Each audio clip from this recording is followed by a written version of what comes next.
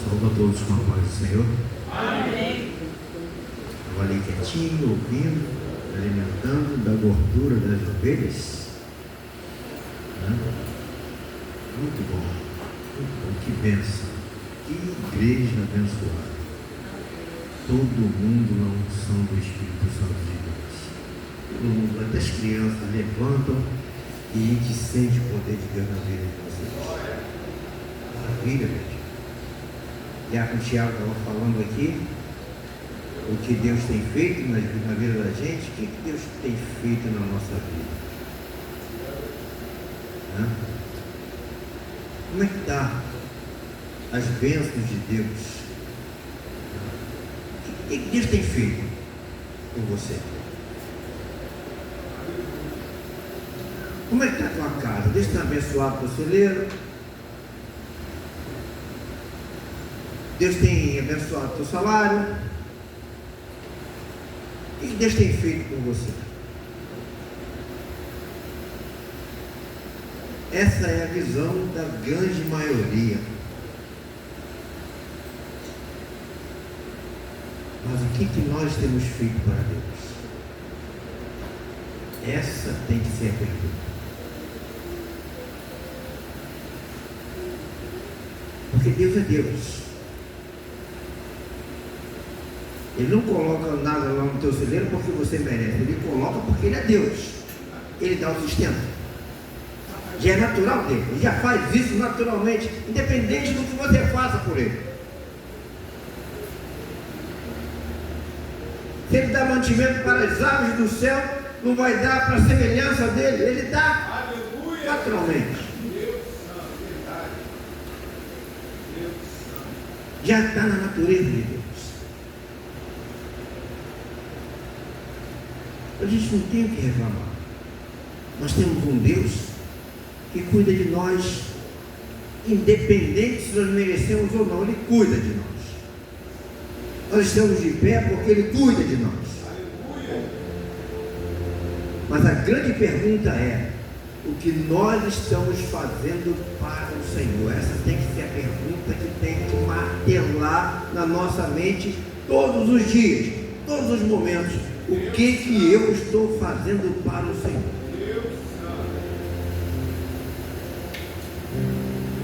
Qual é a utilidade que eu tenho para Deus? Qual é a utilidade?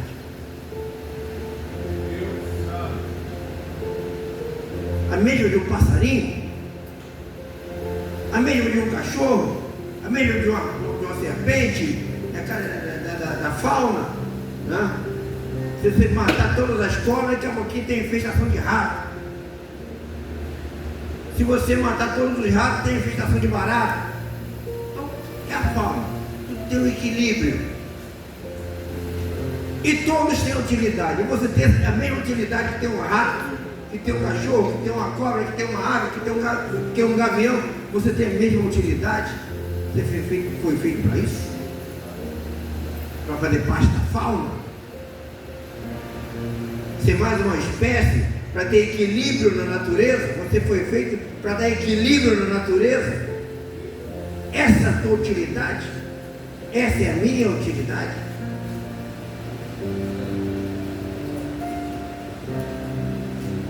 Esses dias eu tenho martelado na minha cabeça, eu tenho que ir lá no meu barbeiro pedir perdão a ele. Surgiu o assunto de política, eu fui áspero com ele.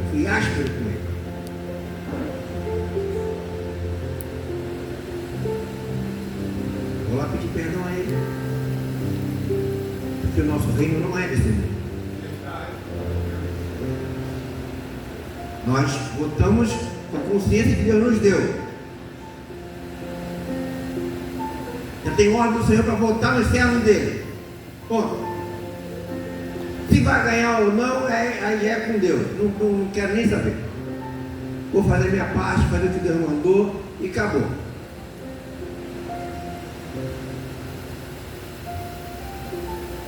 Porque eu não tenho nada a ver com esse mundo. Nós temos responsabilidade com o reino de Deus. Essa tem que ser a nossa responsabilidade. O reino de Deus.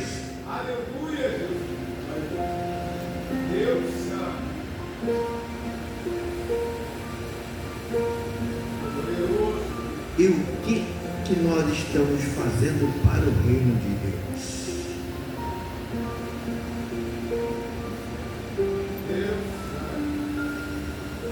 Nós fomos criados, fomos formados para algo além dessa fauna, além dessa política, além desse mundo. Nós fomos formados para administrar, para fazer parte da administração do reino eterno.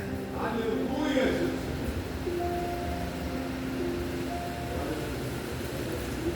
Deus Santo. E qual é a utilidade que nós temos? Na oração tivemos hoje pela manhã, tivemos um insight, né, pastor? Tivemos um insight hoje pela manhã. Nós não podemos, nós temos uma obrigação para com Deus, porque a obra é dele, e se a obra é dele, tem que ser do jeito dele, não pode ser do meu jeito. Aleluia! O pastor está na frente da igreja, está movido pelo Espírito. Aleluia! Está movido pelo Espírito. Deus é um Deus ordeiro. Deus é um Deus ordeiro e hierárquico. E hierárquico. Bom exemplo, Coreia da Terra e Irã. Quando nós estudamos, nós vimos que eram homens valentes, homens de autoridade, homens de palavra, homens sérios. Não eram homens de brincadeira, eram líderes, capazes de assumir até mesmo o lugar, capazes de assumir o lugar de Moisés, capazes, eram capazes. E talvez até mais capazes do que Moisés, na visão dele e na visão do povo, talvez até fosse, mas quem Deus escolheu? Aleluia! Quem Deus escolheu? Glória! Aleluia! Moisés. Aleluia! Então a autoridade exercida por Moisés era uma autoridade dada por Deus. E quem se insurgisse contra Moisés estaria se insurgindo contra quem? Deus! Contra o Senhor. A mesma forma o pastor da igreja, Deus colocou ele na frente da igreja. Quem se insurge contra o pastor está se insurgindo contra quem? Contra o Senhor. Dia desse, né? Briguei com o pastorão. Amanheci com a cara toda torta. Foi? Amanheci com a cara toda, fiquei 3 meses com a cara toda torta. Porque eu briguei com o pastor. Achei que eu estava certo. Eu achei que eu estava certo. Eu achei que eu tinha razão. Mas Deus é um Deus ordeiro. Deus é um Deus hierárquico. E logo eu, que acompanho o ministério do pastorão desde o início, deu um olho desse, né? Todos que se levantaram contra ele já estão debaixo da terra. Já estão debaixo da terra. Já não existem mais. Todos que se levantaram contra ele. Grandes e pequenos. Gente patente. Já está debaixo da terra. Por quê? Porque não é como eu quero. Nem como o pastorão quer. É como ele tem que andar como o Senhor quer. E o Senhor quer ele na frente do rebanho e obedecendo a sua voz. Ponto final. E nós, na obediência do Senhor, obedecendo ao Senhor, cumprindo a hierarquia de Deus dentro da sua igreja, respeitando o ministério da igreja, respeitando o evangelista, respeitando os pastores, respeitando o evangelista, respeitando os diáconos. Eu respeito os diáconos. Ah, mas é pastor, eu respeito os diáconos. Porque Porque ele tem o ministério dele, que não tem nada a ver com o meu ministério. E eu não posso entrar no caminho deles. Eu tenho que sair do caminho deles para ir fazer o trabalho deles. É um respeito mútuo. Da mesma forma que eles respeitam o meu ministério também, eu percebo isso.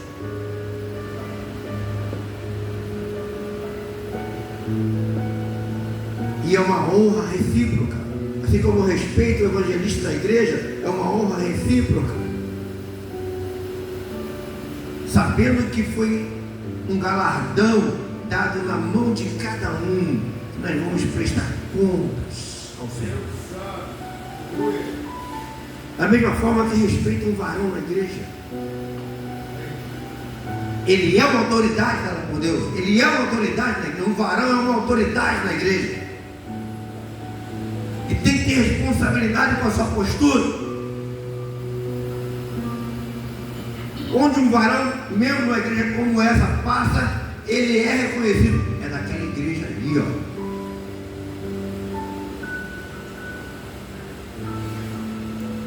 Tem orgulho, não tenha vaidade, não. Tem orgulho de pertencer a uma obra como essa. Tenha zelo por isso. E agradeça a Deus por um chamado tão maravilhoso, como falou a irmã Lídia aqui. Que privilégio. Que privilégio. Na minha família também, quantos não creem, não entenderam? Eu nem discuto. Se dependesse de mim, eu também não entenderia. Mas o Senhor abriu minha mente para que eu estivesse aqui. Assim como Deus abriu minha mente e me revelou essa obra, Ele poderia ter revelado para o restante da minha família. Não aprove a Deus revelar para o restante da minha família. E eu os respeito e respeito o ministério para onde eles estão sendo direcionados por Deus. Porque Deus precisa deles lá. A sua grande macro obra, Deus precisa deles lá. E nos convocou para estarmos aqui.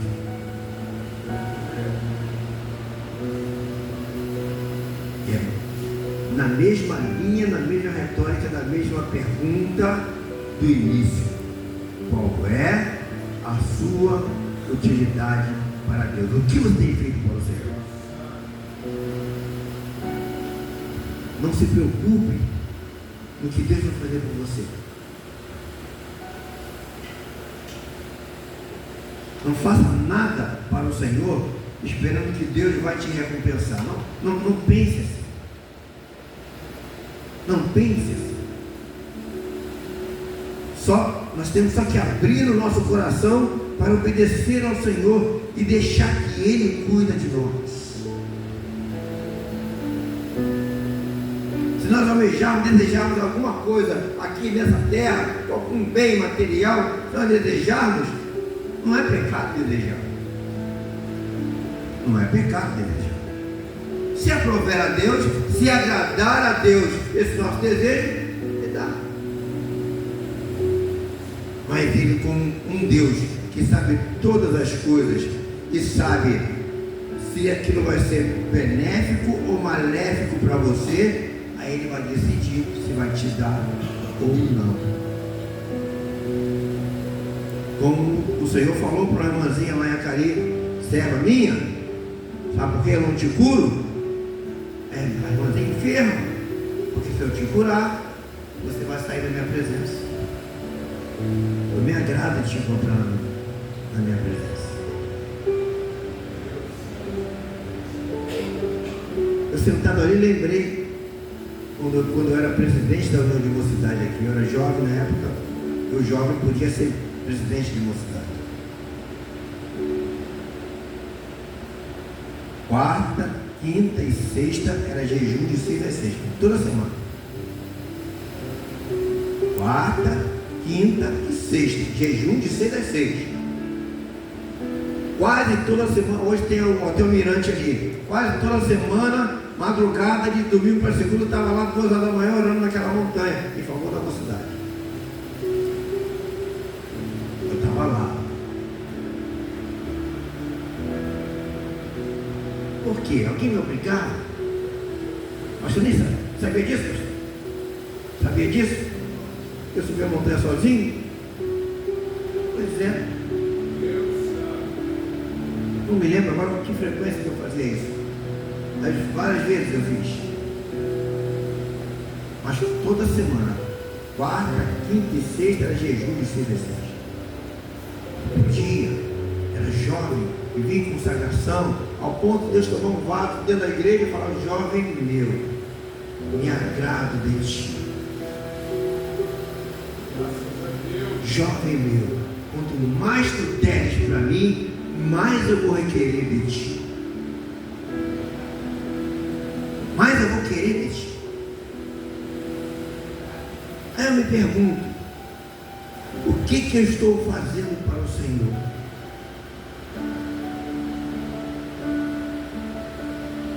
Estou preocupado em Deus operar na minha vida, estou preocupado em Deus fazer algo na minha vida, mas eu não, de repente não estou me preocupando em fazer algo para o Senhor. Só quero que Deus opere na minha vida, só quero que Deus faça um milagre, eu quero que Deus faça isso, eu quero que Deus faça aquilo, mas eu não faço nada. E nessa relação, só um trabalha, que é Deus.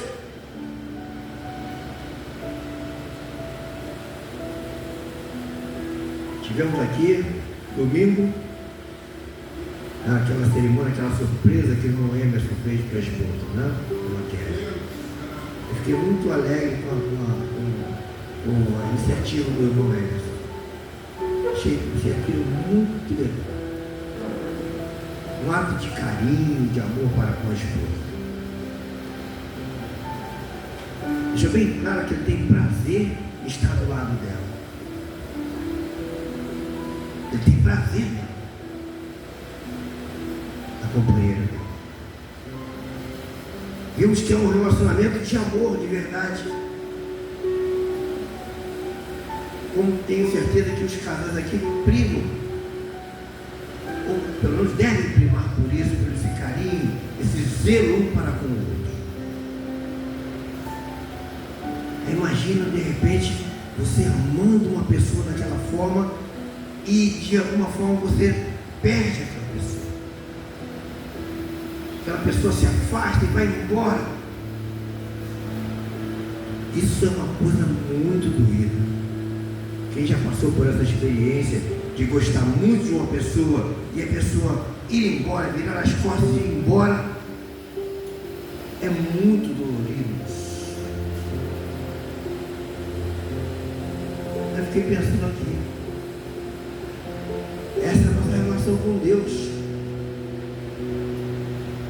Lembrei de quando eu era jovem e vivia na presença do Senhor, bem pertinho dele, ao ponto que teve um dia eu no meu quarto e começou a instalar, para que tinha eletricidade instalando, dando curto dentro do meu quarto.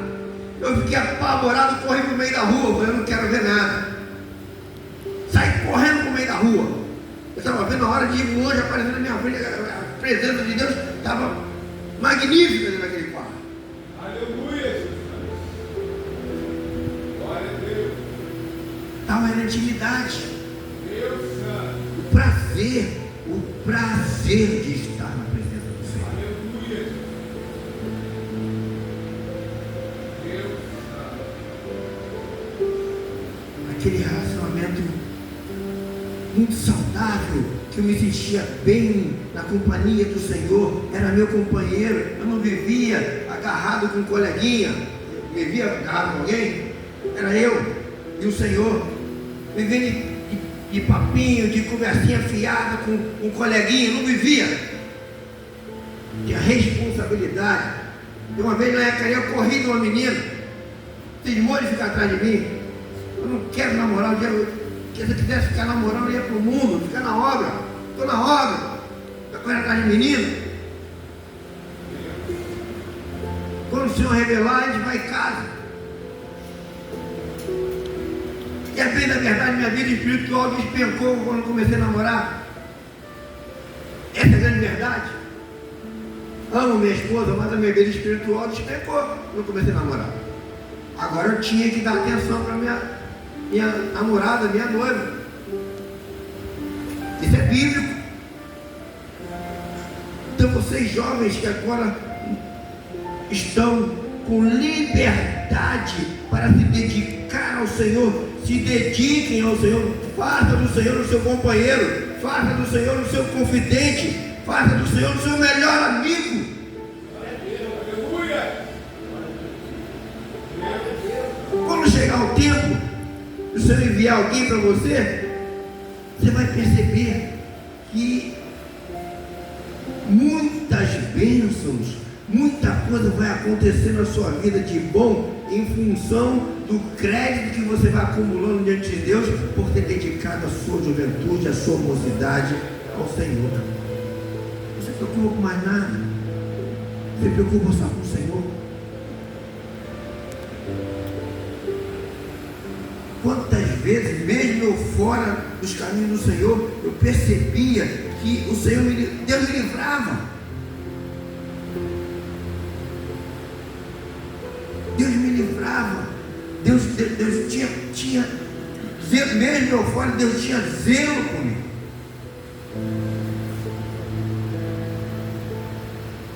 Eu tenho certeza que era essa intimidade. E Deus está guardando. Novamente, eu chegar naquela posição, de repente, o Espírito Santo de Deus se comove e sente saudade da nossa comunhão, a minha e a dele.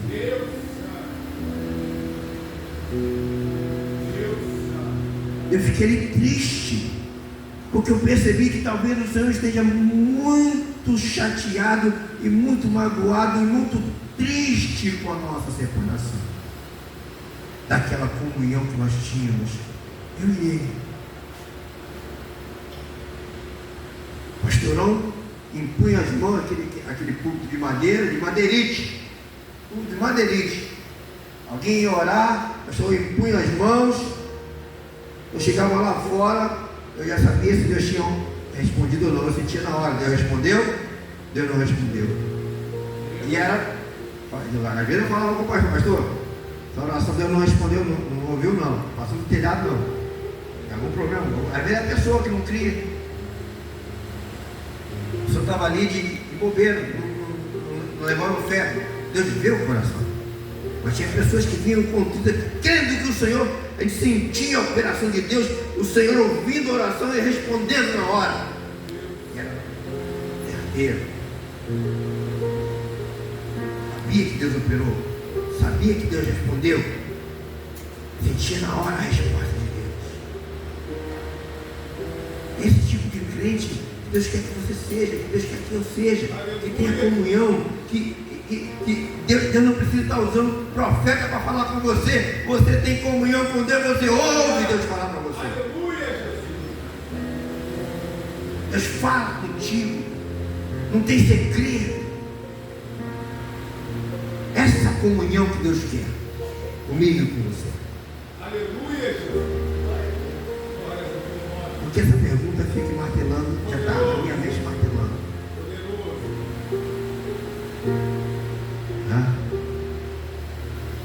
O que Deus espera de mim?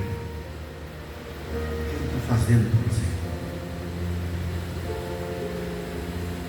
Como eu estou cuidando da obra dele? Como eu estou cuidando do meu ministério? Como está a minha intimidade com Deus? Amém? Deus fale melhor em nosso coração. Obrigado, pastor.